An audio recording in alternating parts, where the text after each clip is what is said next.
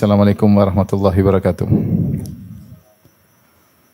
Alhamdulillahi ala ihsani wa syukru lahu ala taufiqihi wa amtinani. Wa asyhadu an la ilaha illallah wahdahu la syarika lahu ta'ziman li sya'ni wa asyhadu anna Muhammadan abduhu wa rasuluhu adda ila ridwani. Allahumma salli alaihi wa ala alihi wa ashabihi wa ikhwani. Hadirin yang dirahmati Allah Subhanahu wa taala, demikian hadirat yang dimuliakan oleh Allah Subhanahu wa taala. Kita masih melanjutkan kaidah-kaidah Qur'aniyah yang terkait dalam kehidupan kita secara pribadi maupun secara bermasyarakat. Pada kesempatan kali ini kita ingin membahas kaidah bahwasanya segala sesuatu pasti ada hikmahnya. Segala sesuatu pasti ada hikmahnya. Kita tahu atau kita tidak tahu. Hal ini dibangun dari nama Allah Al-Hakim.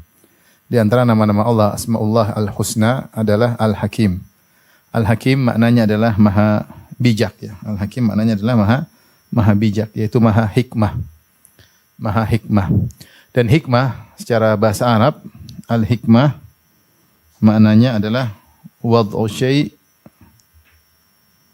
fi mawdhi'ihi, yaitu meletakkan sesuatu pada tempatnya. Sesuatu pada tepat pada tempatnya. Pada tempatnya. Lawannya adalah zulm. Zulm adalah wad'u syai' fi ghairi mahallihi, meletakkan sesuatu tidak pada tempatnya, itu namanya kezaliman. Dan Allah Subhanahu wa taala dalam Al-Qur'an banyak sekali, kalau kita baca Al-Qur'an sering sekali kita lewat nama Al-Hakim, wa huwal azizul hakim. Al-Hakim, Al-Hakim, Al-Hakim, banyak sekali Al-Hakim. Di antara makna-makna Al-Hakim adalah maha bijak, maha bijak. Maka dari sini kita tahu bahwasanya segala apa yang Allah tetapkan, segala apa yang Allah putuskan, segala syariat Allah semuanya pasti ada hikmahnya, pasti ada hikmahnya. Maka saya contohkan beberapa poin. Yang pertama misalnya setiap ciptaannya Allah menciptakan makhluk dengan berbagai macam modelnya, pasti ada hikmahnya ya.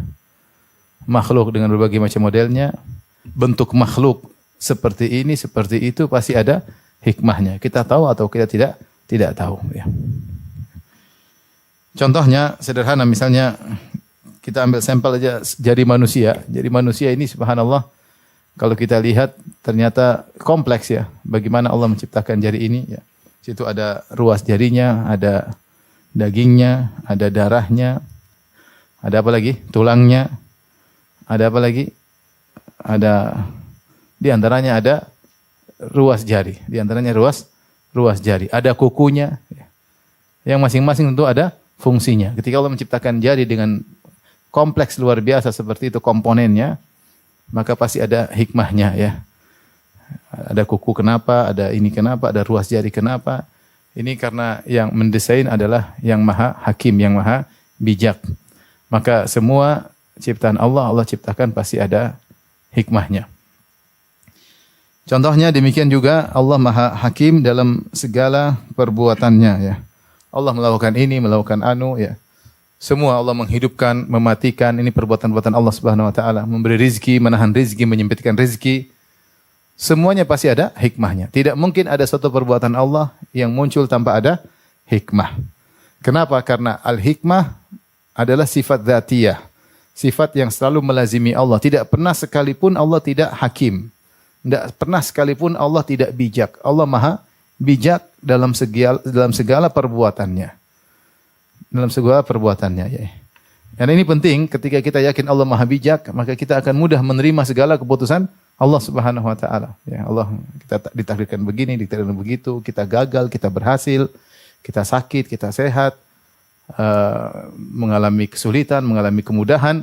Dalam segala keputusan Allah terhadap kita, Allah berbuat apapun yang Allah kehendaki pada kita, pasti ada hikmahnya. Karena tidak mungkin Allah berbuat kecuali di balik perbuatannya ada hikmah. Maka kita katakan setiap perbuatannya, setiap perbuatan Allah itu ada hikmahnya. Misalnya menghidupkan, ini mematikan misalnya, memberi rezeki, menahan rizki, ya, dan seterusnya. Memberi kesehatan, memberi penyakit, ya ini semua Setiap perbuatan Allah pasti ada hikmahnya. Kemudian bukan cuma perbuatan Allah, keputusan Allah. Setiap keputusan Allah pasti ada hikmahnya. Ketika Allah kabarkan kepada para malaikat bahwasanya Allah memutuskan akan menciptakan Adam dan keturunannya di atas muka bumi. Kata Allah, wa idh qala rabbuka lil malaikati inni ja'ilun fil ardi khalifah. Sungguhnya ketika Allah berkata kepada para malaikat, sungguhnya aku akan menjadikan di atas muka bumi khalifah, yaitu penghuni. Adam dan keturunannya. Maka malaikat bertanya, ya. Malaikat ingin tahu apa hikmahnya. Apa maksud Allah menciptakan manusia dan keturunan di atas muka bumi? Qalu ataj'alu fiha may yufsidu fiha wa yasfiku ad-dima wa nahnu nusabbihu bihamdika wa nuqaddisu lak. Kata malaikat, ya Allah, apakah kau akan menciptakan makhluk di atas muka bumi yang akan melakukan kerusakan di atas muka bumi dan akan menumpahkan darah di atas muka bumi? Sementara kami nusabbihu bihamdika wa nuqaddisu lak, kami senantiasa bertasbih kepadamu, senantiasa mensucikanmu. Artinya kalau kau ingin ibadah, kami para malaikat sudah sering beribadah. Apa maksud engkau ya Allah di balik menciptakan Adam dengan makhluk yang memiliki hawa nafsu yang keturunannya akan melakukan kerusakan, pertumpahan darah? Apa hikmahnya? Malaikat tanya, kalau memang kau ingin menciptakan makhluk yang menyembahmu, kami sudah menyembah. Bukankah kami senantiasa menyembahmu, tidak pernah bermaksiat sama sekali? Wa nahnu nusabbihu bihamdika wa nuqaddisu lak. Apa jawaban Allah? Allah tidak menjelaskan. Allah mengatakan, inni a'lamu ma la ta'lamun. Aku tahu yang kalian tidak tahu. Susah untuk dijelaskan. Nalar malaikat enggak nyambung. Nalar malaikat tidak nyambung. Tapi Allah jelaskan ada hikmah yang Allah sembunyikan. Allah bilang, inni a'lamu ma la ta'lamun. Aku tahu apa yang kalian tidak tahu. Oleh karena segala keputusan Allah pasti ada hikmahnya. Ya. Jadi ada faedah kalau kita tidak berburuk sangka kepada Rabbul Alamin. Terkadang nalar kita enggak sampai, kita enggak mengerti kok bisa begini. Saya sudah begini kok hasilnya begini. Saya sudah berusaha kok hasilnya begini. Serahkan sama Allah. Pasti ada sesuatu yang Allah kehendaki. Pasti sesuatu yang Allah kehendaki. Kemudian juga Allah pasti maha bijak dalam segala syariatnya.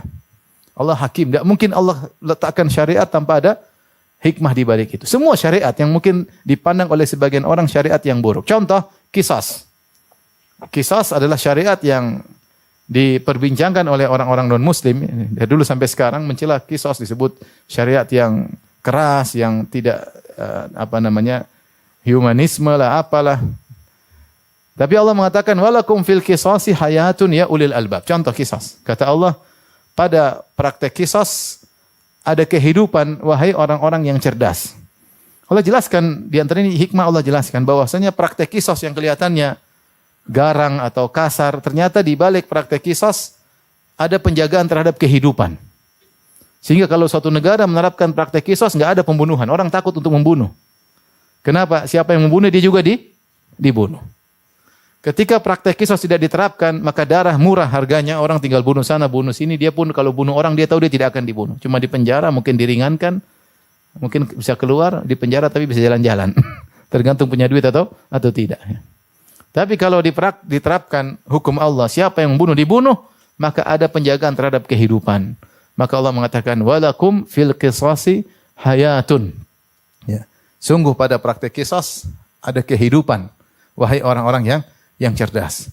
Dan analogikanlah dengan seluruh syariat yang ada. Semua syariat pasti ada hikmahnya. Mungkin terkadang dipandang oleh sebagian orang tidak hikmah, tapi sungguhnya di balik itu ada hikmah. Semua syariat yang Allah terapkan dan semua yang Allah haramkan pasti ada hikmahnya. Semua yang Allah haramkan pasti ada hikmahnya dan semua Allah tetapkan disyariatkan pasti ada hikmahnya. Sampai syariat-syariat yang mungkin dipandang tidak adil. Contoh seperti yang tidak disenangi oleh para wanita seperti syariat poligami.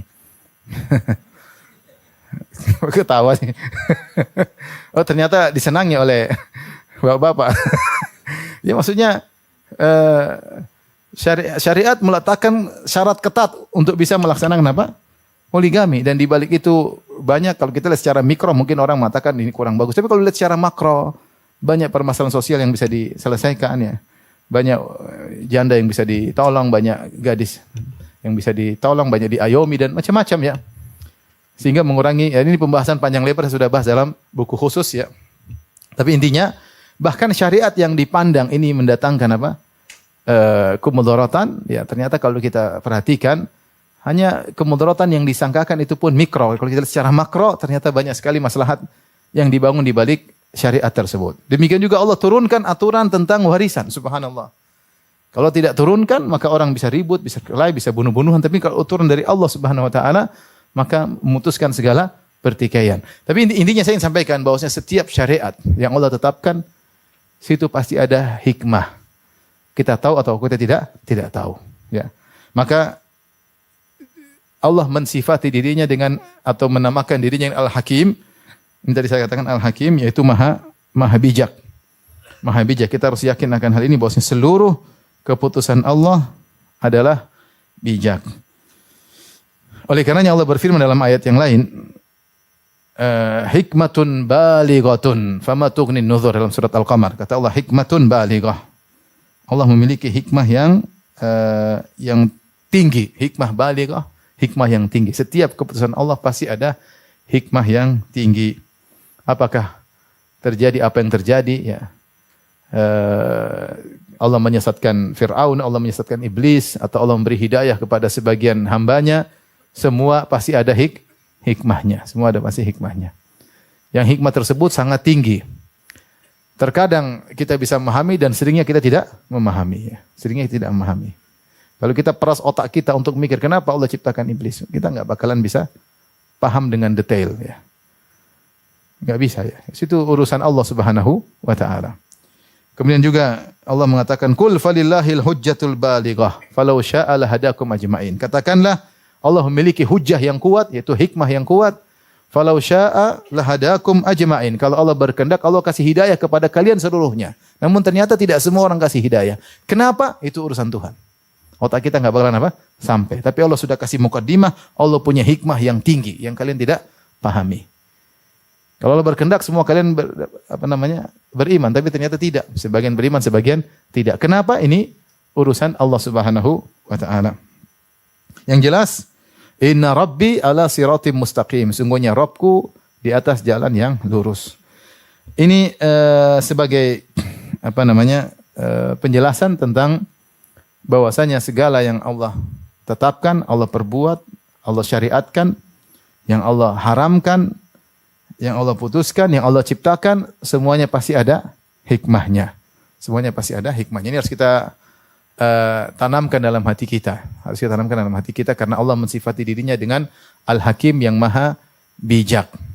Dia maha adil dan dia maha bijak. Tidak mungkin ada perbuatannya yang dilakukan sia-sia tanpa ada tujuan, tanpa ada hikmah di balik itu. Tapi berikutnya setelah kita memahami ini,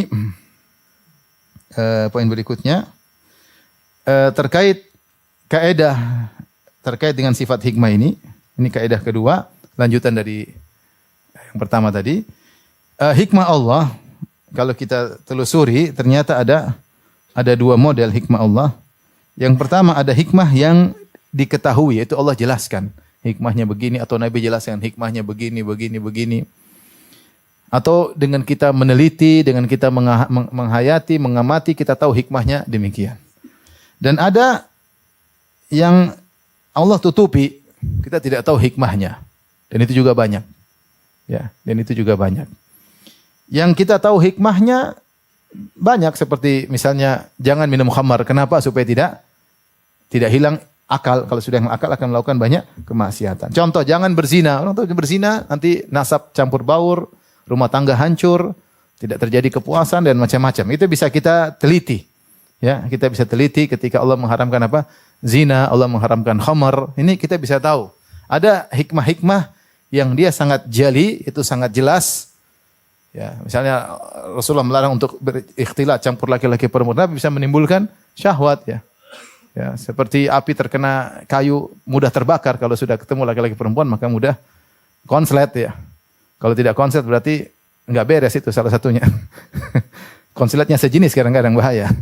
Oleh karenanya ketika syariat mengharamkan, ini ada hikmah-hikmah yang sangat jelas ya.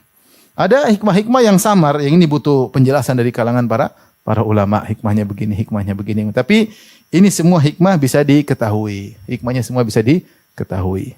Dan itu banyak ya. banyak perkara-perkara yang diketahui hikmahnya. Dari sini muncullah namanya hukum-hukum kias. Hukum kias itu apa? Hukum kias itu hukum yang dianalogikan kepada sesuatu yang diketahui sebabnya. Apa sebabnya yang diharamkan? Kalau diketahui sebabnya, maka semua yang semisal ini juga diharamkan. Dari mana kita diharamkan? Kita tahu ilahnya. Sebabnya ini diharamkan karena ada sebab ini. Ketika sebab ini didapati pada kejadian-kejadian yang lain, maka kejadian-kejadian lain tersebut ikut menjadi haram karena sebabnya sama. Ini contoh, para ulama bahas tentang hukum-hukum permasalahan tertentu, mereka sebutkan ilahnya ini, sebabnya ini. Kenapa haram? Ilahnya begini, kenapa haram? Nah, ini diketahui sebab sesuatu.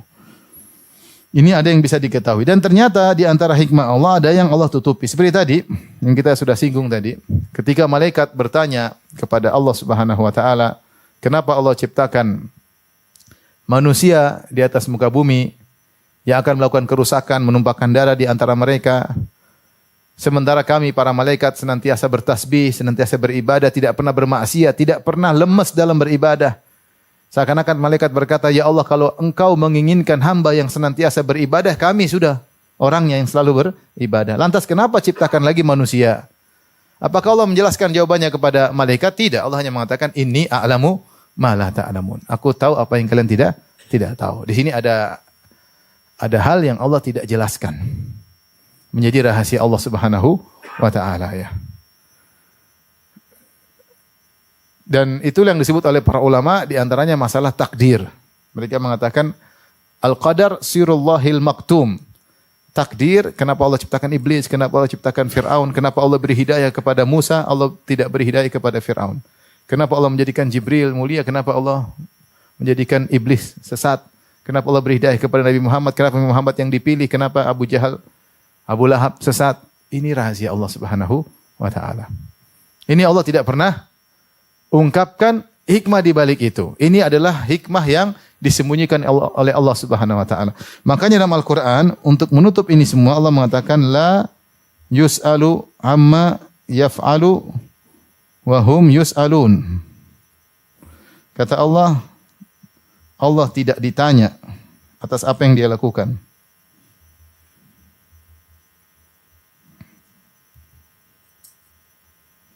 Atas apa yang dia lakukan.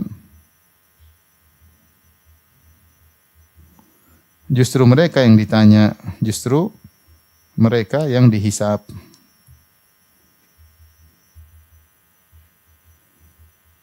Ya. Jadi Allah menutup pintu ini, ya.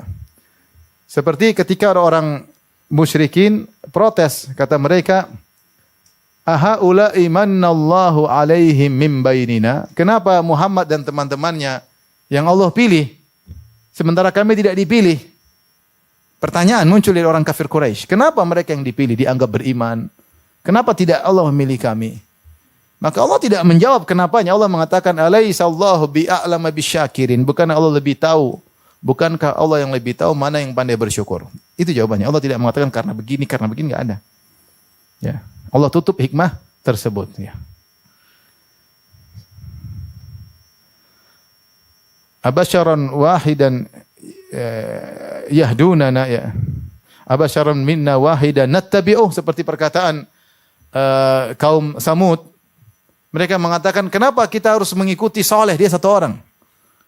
Abasyaran wahidan nattabi'uh, kita ini banyak. Kenapa harus ngikut perkataan Saleh yang satu orang? Allah tidak menjelaskan. Ini Allah tutup rahasia ini. Ini disebut dengan takdir. Kenapa Allah si fulan, milih si fulan, kenapa Allah membiarkan si fulan, ya. Allah mengatakan, Allahu a'lamu haitsu yaj'alu risalatah. Allah lebih tahu di mana Allah letakkan risalahnya. Allah jadikan siapa jadi nabi? Allah pilih Nabi Muhammad jadi nabi sallallahu alaihi wasallam. Allah pilih Nabi Yusuf menjadi nabi. Allah pilih Nabi Yakub. Terserah Allah. Enggak mungkin tanya Allah, kenapa dia bukan saya? Kenapa nabi bukan dari Jawa misalnya? Kenapa nabi dari Arab misalnya? Orang Bani Israel protes, kenapa nabi dari Arab bukan dari Bani Israel? Bukankah sebelumnya dari Bani Israel? Mereka protes. Ini rahasia enggak bisa dijawab. Dan Allah tidak menjawab.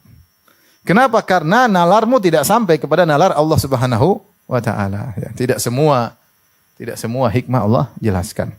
Oleh karenanya di sini kita tahu bahwasanya meskipun kita tahu setiap perbuatan Allah, setiap keputusan Allah, setiap syariat Allah pasti ada hikmahnya, namun tidak semua hikmah kita ketahui. Ada hikmah yang kita bisa ketahui dengan jelas atau dengan belajar, dan ada hikmah yang Allah sembunyikan. Taib, logika sederhana. Kenapa kita tidak mengetahui hikmah-hikmah tersebut? Bukan hikmahnya tidak ada, tapi karena ketidakmampuan manusia untuk memahami hikmah tersebut. Ketidakmampuan. Bukan tidak ada hikmahnya, ada. Tapi kemampuan manusia yang terbatas. Ada beberapa contoh misalnya. Contoh sederhana dalam Al-Quran. Contoh. Allah mengkisahkan dalam surat Al-Kahfi tentang pertemuan Nabi Musa dengan Nabi Khadir. Nabi Musa minta belajar ya kepada Nabi Khadir karena Allah kabarkan ada orang lebih berilmu dari engkau wahai Musa. Kau punya ilmu, dia punya ilmu yang kau tidak punya. Maka Nabi Musa pun berjalan jauh untuk bertemu dengan Nabi Khadir. Kemudian minta izin. Hal attabi'uka ala an tu'allimani mimma 'ullimta rusyda, wahai Khidir, bolehkah aku mengikutimu agar kau mengajariku dari ilmu yang Allah ajarkan kepadamu? Nabi Khidir mengatakan, boleh. Tapi ada syarat. Fa in ittaba'tani fala tas'alni an syai'in. Kalau kau ikut saya maka jangan pernah tanya tentang apa yang aku lakukan. Jangan pernah tanya-tanya. Hatta uhditha laka minhu dzikra. Sampai saya yang jelaskan nanti. Ikuti aja. Nanti terakhir baru saya jelaskan. Kata Nabi Musa, insyaallah saya sabar. Insyaallah saya sabar tidak bertanya-tanya. Berjalanlah mereka berdua fantalaqa hatta idza raqiba fis safinati kharaqaha. Ketika mereka naik di atas sebuah kapal, tiba-tiba Khadir rusakin kapal tersebut. Nabi Musa heran. Kita ini naik kapal ini gratisan. Ini orang baik sama kita. Dia kenal Khadir. Maka diberikan tumpangan naik kapal gratis. Ketika sudah turun semua penumpang kapal, malah dirusakin kapal tersebut. Nabi Musa enggak masuk logikanya. Bagaimana air susu dibalas dengan air tuba? Maka dia protes. Wahai Khadir, kenapa kau rusakkan kapal ini? Nanti orang bisa tenggelam kalau naik kapal ini. Nabi Khadir, saya sudah bilang, jangan tanya-tanya. Kata dia, saya lupa. Jangan celah saya lupa. Fantalaqa, mereka jalan lagi.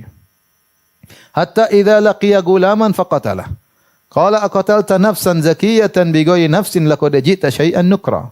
Qala alam aqul laka innaka lan tastati'a ma'iya sabra.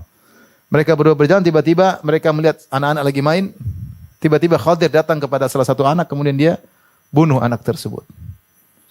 Maka Musa tidak kuasa melihat hal ini, kemungkaran. Aqatalta nafsan zakiyatan bighairi nafsin, wahai Khadir, bagaimana kau bunuh seorang anak yang tidak punya salah? Kecuali dia bunuh orang, kau boleh bunuh dia. Dia enggak bunuh siapa-siapa, kau bunuh dia. Laqad ji'ta syai'an nukra, sungguh kau telah melakukan perkara yang sangat mungkar. Nabi Musa semangat untuk bernahi mungkar. Kali ini dia tidak lupa, dia tahu tapi dia tetap nanya. Kalau pertama dia lupa, kan sudah berjanji jangan nanya-nanya. Kedua ini tidak lupa, maka Khadir berkata, "Alam aqul laka, bukankah saya sudah bilang, innaka lan tastati'a ma'iya sabra, kau tidak sabar denganku. Pasti kau nanya-nanya." Aduh. Kata Nabi Musa, kalau saya tanya lagi, ya, maka sudah cukup uzur untukmu, kita berpisah. Saya tidak akan. Kalau saya tanya sekali lagi, sudah. Saya tidak akan tanya-tanya lagi. Fantalaqa, akhirnya mereka berjalan lagi. Hatta idza ataya ahla qaryatin istata'a ma ahlaha fa abau ayyudayyifuhuma fa wajada fiha jidaran yuridu an yanqadha fa aqama. Berjalanlah mereka berdua, Khadir dan Musa, menuju ke suatu kampung. Kemudian mereka minta dijamu. Mereka ketuk pintu satu-satu, satu rumah diketuk. Minta makan, enggak dikasih. Kami tamu punya hak untuk dijamu. Setiap pintu diketuk, enggak ada yang kasih. Setiap pintu diketuk, enggak ada yang kasih. Subhanallah, ini Nabi. Minta makan enggak dikasih. Sampai ada ulama yang tulis, lihatlah Nabi minta makan enggak dikasih, enggak ngomel-ngomel ya. Subhanallah ya. Kalau orang ternyata tidak dimuliakan, ingat ada pernah Nabi Musa, Nabi Khadir tidak dimuliakan oleh suatu kaum. Ya. Nabi padahal tidak dimuliakan. Akhirnya mereka meninggalkan kampung tersebut. Fajada fiha jidaran yuridu an qadha fa aqama. Atau di antara kampung tersebut ada rumah yang dindingnya mau roboh. Fa aqama, maka diluruskan oleh Nabi Khadir. Maka Nabi Musa protes. Qala law syi'ta la takhalta alaihi ajra. Kenapa kau perbaiki rumah? Mereka sama kita enggak baik, kenapa kau malah perbaiki rumah mereka? Kalau kau bisa kan bisa minta upah. Perbaiki rumah orang dapat upah. Kata Nabi Khadir, "Hadza firaqu baini wa bainik." Ini saatnya kita berpisah karena ternyata 3 kali kau nanya terus. Kau nanya terus. Dan Nabi Musa tidak paham apa yang terjadi.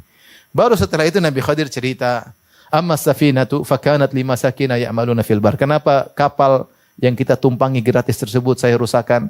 Itu kapal milik orang-orang miskin. Wa kana wara'ahum malikun ya'khudhu kulla safinatin ghasba, dan ada raja di antara mereka suka ngambil kapal-kapal bagus, kapal orang miskin diambil. Maka saya rusak supaya kapalnya enggak diambil oleh raja. Oh, begitu ternyata. Nabi Musa baru paham. Adapun si anak yang saya bunuh, fa kana abawahu mu'minaini fa khashina ayyurhiqahuma tughyana. Fa aradna ayyubdilahuma rabbuhuma khairan minhu zakata wa aqrabaruhuma. Ini anak kalau besar dia akan menjerumuskan kedua orang tuanya dalam kekufuran. Karena kedua orang tuanya sangat sayang kepada anak ini. Maka saya bunuh dengan perintah Allah agar Allah menggantikan bagi mereka berdua anak yang lain yang lebih sayang dan baik kepada kedua orang tuanya. Kenapa saya bunuh? Perintah Allah Subhanahu wa taala. Baru Nabi Musa, oh iya. Kenapa kampung ini yang menolak kita tidak dikasih jamuan? Kenapa saya bantu luruskan tiang rumahnya? Karena ternyata tiang rumah ini milik 2 anak yatim. Wa ammal jidaru fakana li gulamaini yatimaini fil madinati wa kana tahtahu kanzul lahuma wa kana abuhuma salihah fa arada rabbuka ay yablugha ashuddahuma wa yastakhrija kanzahuma rahmatan min rabbik wa ma fa'altu an amri. Adapun dinding rumah tersebut, ini rumah milik anak yatim. Di bawah dinding tersebut ternyata ada harta milik anak yatim tersebut. Dan ayah dari anak yatim ini dulu orang soleh. Maka Allah menginginkan saya untuk menjaga harta anak yatim ini. Maka saya luruskan dindingnya. Seandainya dindingnya saya tidak luruskan kemudian jatuh, maka akan terlihat hartanya akan diambil oleh penduduk di situ. Saya tidak ingin hartanya dirampas oleh penduduk yang bejat-bejat tadi. Jadi saya luruskan supaya nanti mereka setelah dewasa, mereka temukan harta mereka tersebut. Kenapa saya disuruh menjaga harta ini? Karena bapaknya dulu orang soleh. Baru Nabi Musa paham. Ini contoh sederhana. Kita tidak berbicara antara kita memahami perbuatan-perbuatan Allah. Antara orang dengan orang. Ternyata Nabi Musa yang soleh, yang cerdas, yang bertakwa tidak memahami apa yang dilakukan oleh siapa? Khadir. Makanya dia protes. Padahal sudah diwanti-wanti sebelumnya. Fa ini taba'tani fala tas'alni an syai'in hatta uhditsa laka minhu dzikra. Kalau kau ikut saya, belajar sama saya, jangan tanya-tanya sampai saya kabarkan. Tapi Musa ternyata alaihissalam enggak kuat, akhirnya dia nanya. Melanggar pertama, melanggar kedua, kasih SP2, ternyata melanggar lagi yang ketiga. Ya sudah selesai. Jadi saya ingin sampaikan bahwasanya Nabi Musa alaihissalam orang soleh atau tidak? Soleh, jelas Nabi. Kalimullah, Allah pernah pilih dia untuk Allah berbicara langsung dengannya. Istimewa. Tetapi ternyata dia tidak mampu memahami apa yang dilakukan oleh Khadir. Makanya Khadir pernah berkata kepada Musa, "Wahai Musa, inni ala ilmin 'allamani Allah la ta'lamuhu anta, wa anta ala ilmin 'allamaka Allah la a'lamuhu ana." Wahai Musa, aku punya ilmu yang Allah ajarkan kepadaku yang kau tidak tahu. Dan kau punya ilmu yang Allah ajarkan kepada engkau dan aku tidak tahu. Kita masing-masing punya ilmu sendiri. Nah, ini di antara ilmu yang tidak diketahui Nabi Musa alaihissalam. Maksud saya, ketika Nabi Musa yang sejajar secara nalar, sejajar dengan Nabi Khadir, dia pun tidak bisa memahami apa yang dilakukan oleh Nabi Khadir. Bagaimana lagi jika kita berusaha memahami Allah yang maha berilmu, yang melakukan sesuatu yang di luar daripada nalar kita. Contoh lagi sederhana, seperti kalau kita bicara anak kecil terhadap kita sering melarang dia nggak paham ya. Nak jangan begini, dia ayah ini, saya mau main game dilarang, ayah ini gimana, ayah maunya gimana, ayah nggak paham. Bukan ayah nggak paham, kamu yang nggak paham. Kalau kamu begini terus jadi bahlul, tahu nggak? Jadi bahlul nanti kayak Abi begini. Sudah cukup Abi yang bahlul, kamu jangan bahlul. Maksudnya dia mau jelas, anaknya nggak paham, pikiran dia pokoknya saya mau senang-senang. Dengan game saya senang. Ketika dilarang dia merasa dia dizolimi oleh ayahnya. Apalagi lihat anak-anak lain main game dibiarin. Ayah zolimi saya, pikiran dia begitu. Ayahnya mau coba menjelaskan, dia nggak paham. Jelasnya dibanting di game itu baru jelas. Tapi intinya anak kecil ini berusaha memahami larangan ayahnya, dia nggak paham. Kenapa tidak paham? Karena nalarnya nggak sampai. Nalarnya nggak sampai. Apalagi kita suruh hewan pahami apa yang kita lakukan, hewan tidak bakalan paham. Nah, ini saja antara makhluk atau kita gini, nggak usah jauh-jauh. Kita punya guru atau kita punya orang yang kita tahu dia cerdas. Dia melakukan sesuatu yang menurut kita salah. Ini kok dia begitu ya? Aduh, saya nggak bisa paham. Tapi pasti dia ada sesuatu. Kita pasti sudah husnuzon. Kita bilang apa? Dia nggak begitu. Dia melakukan ini pasti ada sesuatu. Cuma saya nggak paham.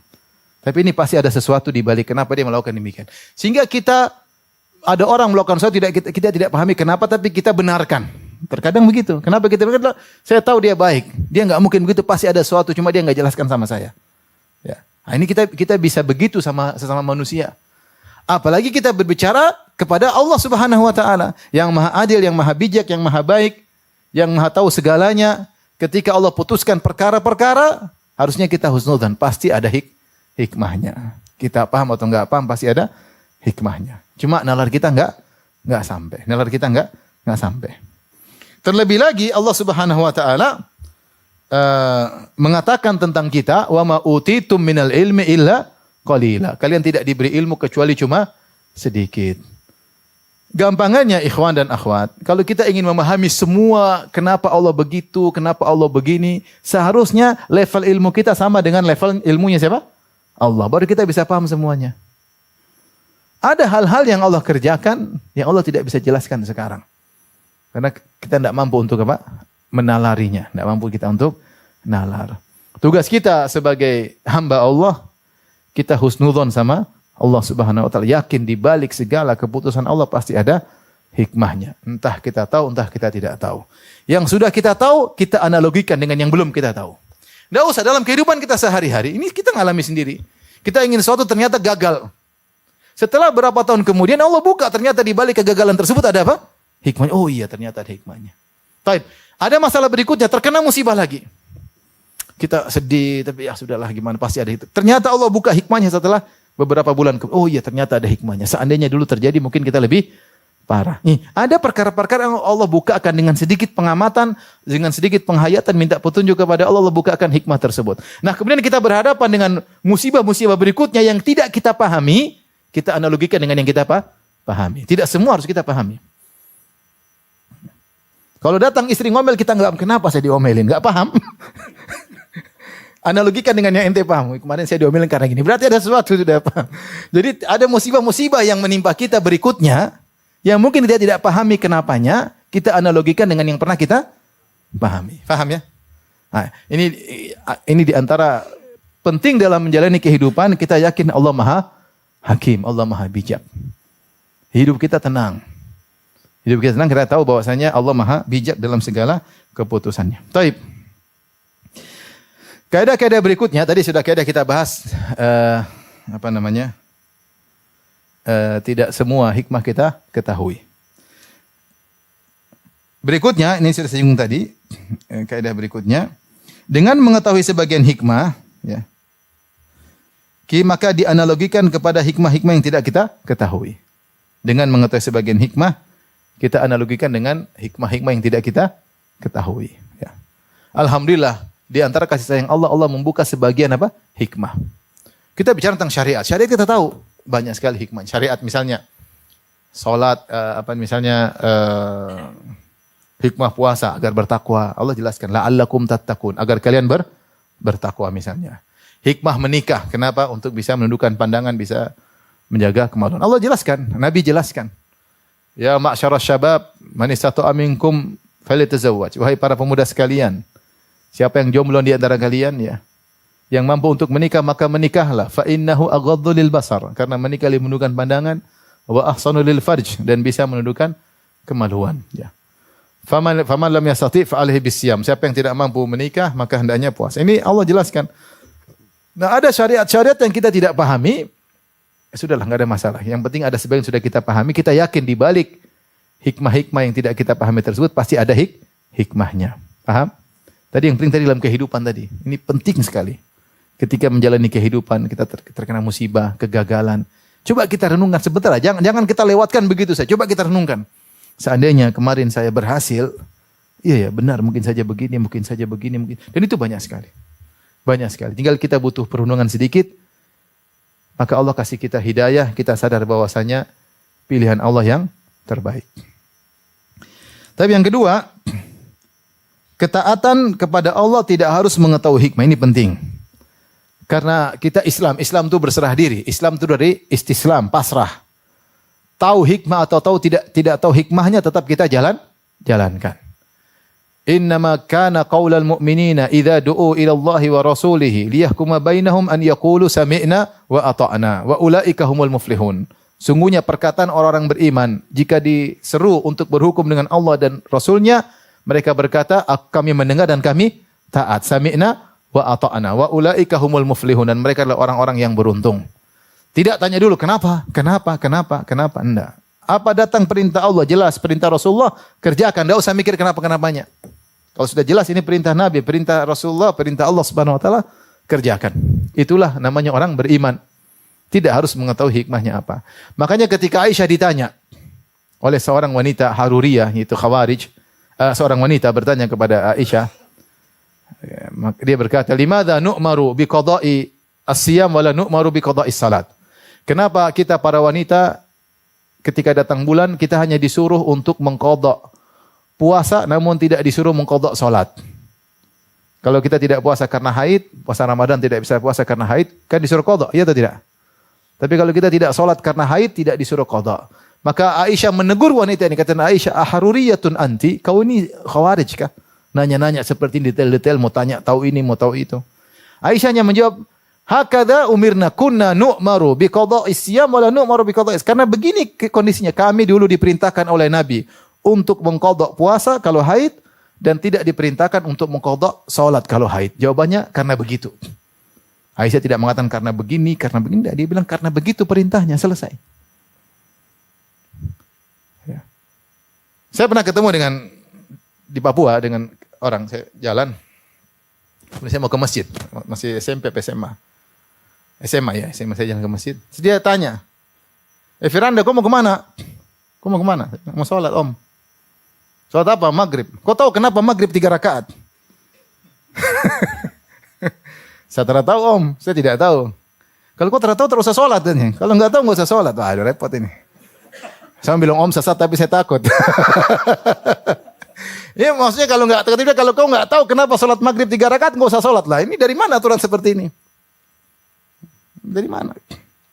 Apakah semua kita harus tahu hikmahnya baru kita mau kerjakan? Enggak. Itu namanya kita bukan muslim. Muslim itu berserah diri, apapun yang Allah perintahkan, Nabi perintahkan kita kerjakan. Ngerti atau tidak ngerti kita kerjakan. Kalau kita tahu hikmahnya, alhamdulillah. Kalau enggak tahu, enggak usah. Terus saya bilang, Om tahu kah tidak? Makanya Om tidak tahu, dia tidak sholat. Astagfirullah. Ini saya bukan cerita bohong, ini kenyataan. Jadi tidak harus kita tahu hikmah sesuatu untuk melaksanakan ibadah. Dan banyak sekali kita nggak tahu kenapa sholat maghrib 3 rakaat, kenapa sholat subuh 2 rakaat, kenapa sholat asar 4 rakaat. Ya. Kenapa kalau kita umroh kepala nggak boleh ditutup? Kenapa nggak boleh pakai parfum? Kenapa nggak boleh cabut bulu ketiak atau tidak boleh cukur rambut? Ya. Kenapa nggak boleh gunting kuku? Banyak hal. Kenapa Rasulullah tidak jelaskan? Kalau kita harus tahu kenapa dulu kita nggak jadi umroh. Nggak jadi apa? Umroh. Oh, Ustadz apa dulu? Kalau nggak usah umroh. Oleh karenanya, di antara bentuk ketundukan kita kepada Allah Subhanahu wa taala dan kepada Nabi sallallahu alaihi wasallam, apapun yang diperintahkan oleh Nabi dan Allah Subhanahu wa taala, kalau jelas itu perintahnya, enggak usah kita harus tahu, tidak harus tahu dulu baru kita kerjakan. Kerjakan dulu. Di kemudian hari kita tahu hikmahnya, alhamdulillah. Kalau enggak tahu, enggak ada masalah. Jadi ketaatan kepada Allah dan Rasulnya tidak dibangun di atas mengenal hikmah. Ketahui alhamdulillah, kalau enggak tahu tidak jadi masalah. Kemudian yang ketiga, ini tadi, tidak boleh protes. Aturannya, ini secara logika, tidak boleh protes kecuali kalau ngerti tentang kesalahan. Kita boleh protes orang kalau kita tahu dia salah. Kalau kita enggak tahu dia salah, ngapain kita protes, Pak? Kapan kita boleh kritik orang? Kalau tahu dia salah, dia salah, kita yang benar. Kalau kita nggak ngerti salah benarnya, nggak usah protes. Jadi janganlah protes kepada segala keputusan Allah karena kita nggak tahu rahasia Allah Subhanahu wa taala. Ibarat misalnya ada pilot mau naik pesawat, terus ente diizinkan masuk ke ruang pilot. Ente masuk, ente lihat. Pak pilot, sebentar saya lihat dulu. Ini tombolnya keliru, Pak pilot. Kenapa ada gini-gininya? Nggak ada faedahnya, Pak pilot. Yang penting nyetir, Pak pilot. Pak pilot nanya, kau ngerti nggak ini apa namanya? Kau ada ilmu tentang perpilotan nggak? Nggak, saya biasa naik motor ya. Saya menganalogikan dengan nama motor. Ya nggak nyambung. Kau nggak bisa nyalahkan pilot kalau kau nggak tahu apa ilmu tentang bagaimana nyetir pesawat. Yang kau tuh cuma nyetir apa motor. Ya bukan bidangmu. Ya. Kalau gitu Pak pilot jelaskan dong sama saya. Waduh, gimana jelaskan? Kok nggak nyambung? Kau harus sekolah dulu supaya dia ngerti. Kalau saya jelaskan sekarang kau tidak apa? Tidak paham. Benar, karena otakmu nggak sampai. Ini baru pilot dengan apa? Supir. Atau supir bajai dengan apa? Pilot. Atau orang ketika ayahnya mau dioperasi, dia masuk ruang operasi. Terus dia marah-marah sama, bukan begini cara operasinya. Harusnya begini. Kau ngerti nggak Pak? Nggak, tapi bukan begini. Biasanya kalau saya potong kambing nggak begini. Ini bukan kambing, ini manusia. Maksud saya nggak nyambung. Dan banyak hal kita nggak ngerti, mau dijelaskan berulang-ulang kita nggak paham karena otak kita tidak siap untuk menerima ilmu tersebut. Saya sering sampaikan kalau kita tanya sama orang, saya pernah tanya tahu nggak kenapa kalau kita telepon bisa terjadi video call dengan jarak ribuan kilo? Istri kita di Madinah, kita di Madinah, istri kita di Indonesia, kita video call bisa nyambung. Gimana caranya? Nggak semua orang bisa jelaskan. Dengan gelombang lah, apalah, jadi video call. Saya aja nggak bisa jelasin. Antum bisa jelaskan kenapa bisa jadi video call? Saya pernah nanya, akhirnya ada yang tahu. Saya tahu Ustaz gimana. Kalau ada kuotanya bisa Ustaz. Kalau nggak ada kuota nggak bisa video call. Top. Dia menjawab sesuai dengan apa nalar dia. Kalau ada kuota bisa video call. Kalau nggak ada kuota nggak ada video call. Seperti lelucon ada yang bilang, orang sudah bangga-banggaan pergi ke bulan, Jepang, kita pergi ke matahari. Jangan ke matahari, nanti kau terbakar. Kata dia jangan siang hari, perginya malam hari. Nalar nggak nyambung. Kata dia jangan siang hari, malam hari, biar nggak terbakar. Jadi maksud saya orang nggak bisa kita paksa, mau suruh menjelaskan tentang alat peralatan dalam pesawat gimana mau paham. Nah itu antara kita manusia dengan manusia, otak kita nggak sampai. Gimana kemudian kita memprotes terhadap keputusan Allah? Gimana kita memprotes terhadap keputusan Allah? Nggak bisa, karena Allah jelaskan pun kita nggak paham. Terlalu kompleks, terlalu rumit, terlalu banyak hal yang tidak kita pahami sehingga Allah tidak jelaskan. Yang jelas kita nggak boleh protes kepada keputusan Allah karena kita tidak tahu letak kesalahan Allah di mana. Dan Allah tidak mungkin salah. Maka dari situ Allah tutup pintu pertanyaan, kata Allah, la yus'alu amma yaf'alu wa hum yus'alun. Allah tidak ditanya tentang apa yang dia lakukan. Justru kalian yang tukang tanya-tanya, kalian yang bakalan ditanya. Yang dihisap kalian, kenapa kalian bermaksiat? Kenapa kalian berbuat zalim? Kalian akan dihisap. Bukan kalian menghisap Allah Subhanahu wa taala. Allah tahu apa yang dia lakukan karena dia adalah hakim. Dia maha bijak, dia maha adil. Dan dia maha baik. Kaidah juga yang perlu kita ketahui, tambahan di sini. Ketidaktahuan kita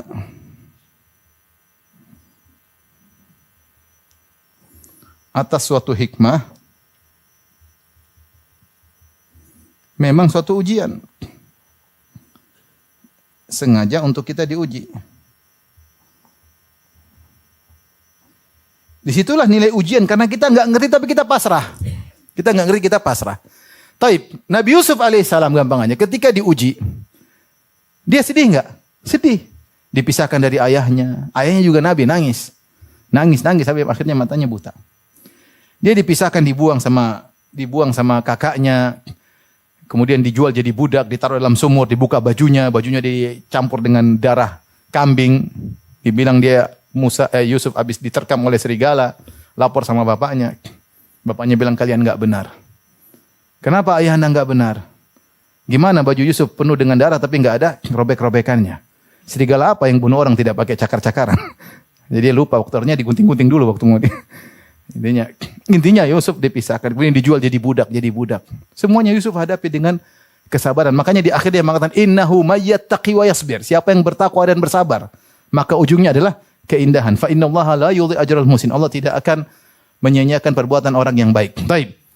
Disinilah letak ujian Nabi Yusuf alaihissalam. Kalau seandainya Allah buka tabir, Allah bilang, Yusuf, kamu bakalan jadi bangsawan. Ketika dia senang-senang paling ketawa waktu dilempar. Saya kan jadi, ini cerita mau jadi bangsawan. Mau dilempar, mau dibuang, dia sudah ketawa-ketawa. Tidak ada ujian lagi, paham? Paham maksud saya? Ketidaktahuan kita tentang dampak dan akibat, itu memang Allah sengaja untuk menguji kita. Kalau Allah buka tabir dari awal, Allah kasih tahu, wahai Yusuf, kau begini supaya jadi apa? Bangsawan. Kira-kira waktu dilempar sama kakaknya dia ketawa enggak? Dia ketawa, oh step 1 sudah lewat. Kemudian dijual jadi budak, step 2 sudah lewat. Di penjara step 3, sebentar lagi step 5 jadi bangsawan. Dia ketawa-ketawa aja, tapi ternyata tidak. Dia sedih, dia khawatir, tapi dia husnuzon sama Allah. Baru setelah semua terjadi dia tahu ternyata ini rangkaian musibah ternyata untuk membuat dia mencapai suatu kemuliaan, dijadikan bangsawan oleh Allah Subhanahu wa taala. Demikian juga ujian bagi ayahnya Nabi Yakub. Dipisahkan dari anak yang paling dia cintai, Nabi Yusuf. Sehingga dia setiap hari menangis, setiap hari bersedih. Seandainya Allah buka tabir, wahai Yakub, tenang aja, anakmu akan jadi bangsawan. Ngapain dia menangis? Dia ketawa tiap hari. Kalau dibuka video call tiap hari, anaknya sudah, Nabi Yakub pasti ketawa ke TV. Karena tahu anaknya bakalan jadi apa bang? Sawan. Jadi ketidaktahuan kita akan hikmah, memang sengaja Allah bikin seperti itu. Karena kita sedang dalam dunia ujian. Nanti Allah buka belakangan, baru disitulah keindahan. Oh ternyata. Tapi kita sudah lewati tahapan-tahapan ujian tersebut. Jadi tidak harus kita mengetahui hikmah apa yang menimpa kita. Saat kita dijalankan ujian tersebut. Tetapi ketika kita diuji, kita husnuzon sama Allah, kita yakin bahwasanya Allah Maha bijak, bahwasanya Allah Maha adil, Allah Maha yang tahu yang terbaik bagi hambanya. Allah lebih sayang kepada hambanya daripada ibu kepada anaknya. Allah tahu apa yang dia lakukan, ya, karena dia lakukan dengan penuh hikmah dan bijak. Jadi ini ikhwan dan akhwat yang rahmati Allah Subhanahu wa taala, kaidah Quran yang saya sampaikan pada kesempatan kali ini, bahwasanya Allah Subhanahu wa taala berkata hikmatun balighah. Allah memiliki hikmah yang tinggi, ya. Qul falillahil hujjatul balighah. Sungguhnya Allah memiliki hujjah yang sangat tinggi. La yus'alu amma yaf'alu. Allah tidak ditanya tentang apa yang dia lakukan, wa hum yus'alun, tapi mereka yang bakalan ditanya. Maka dalam menghadapi ujian-ujian kehidupan, kita senantiasa hendaknya husnudzon kepada Allah. Pasti di balik segala musibah pasti ada hikmah di balik itu. Di balik segala musibah pasti ada hikmah yang baik, yang kalau kita sabar dan kita pasrah, pasti akibatnya indah. Oleh karenanya, jangan lupa untuk senantiasa berdoa, Allahumma ahsin aqibatana fil umuri kulliha wa ajirna min khizyid dunya wa adzabil akhirah. Artinya, ya Allah, ahsin aqibatana, indahkanlah kesudahan kami dalam segala urusan. Apapun yang kita hadapi, kita minta kepada Allah endingnya happy ending. Endingnya indah. Itu doa tersebut. Kita minta happy ending. Apa doanya? Allahumma ahsin aqibatana fil umuri kulliha. Ya Allah, jadikanlah ending dari segala urusan kami adalah kesudahan yang indah. Wallahu taala alam bisawab. Subhanakallah bihamdik asyhadu an la ilaha illa anta astaghfiruka wa atubu ilaik. Assalamualaikum warahmatullahi wabarakatuh.